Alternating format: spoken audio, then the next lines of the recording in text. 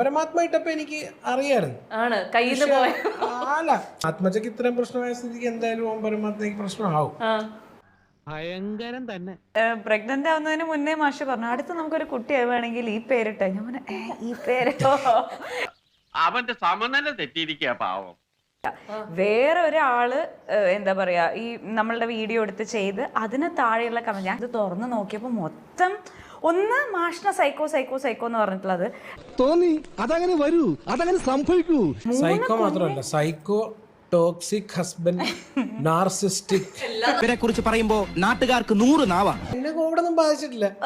ഞാൻ എനിക്കൊരു 2-3 പരിപാടി ഒരു 5-6 മാസത്തേക്കുള്ള ചെലവിനുള്ള പൈസ കിട്ടി കഴിഞ്ഞാൽ ഞാൻ അവിടെ നിന്ന് നെറ്റ്ഫ്ലിക്സ് ഒക്കെ കണ്ട് പിന്നെ ഓസ്ട്രേലിയയിൽ നിന്ന് പ്രോഗ്രാമിന് വിളിച്ചാലും കോമഡി പൊങ്കാലായിട്ട് അടിച്ചു കൊല്ലാൻ തോന്നുന്നു. മിണ്ടരുത്. ഞാനുണ്ടെങ്കിലാണ് ആത്മജ കുറച്ച് എക്സൈറ്റഡ് ആവുന്നത്. ചെയ്യണ്ടെന്ന് പറഞ്ഞ കാര്യങ്ങളൊക്കെ ചെയ്യണത് മാഷുള്ളപ്പോഴാ.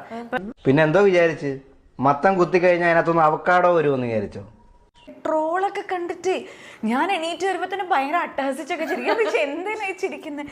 നോക്കുന്നുണ്ട് ഇത് വായിക്കുന്ന എന്താ പുള്ളിനെ കുറിച്ച് നെഗറ്റീവാ പറയുന്നത്. ഞാൻ എന്ത് കർത്താവിന്റെ ഒരു ഇടയൻ, എന്നെ കൊണ്ടാവുന്നു ചെയ്യുന്നു. സ്റ്റാർ സിംഗറിൽ പാട്ട് പാടിയിരുന്ന വിജയ് ആണോ ഈ വിജയ്?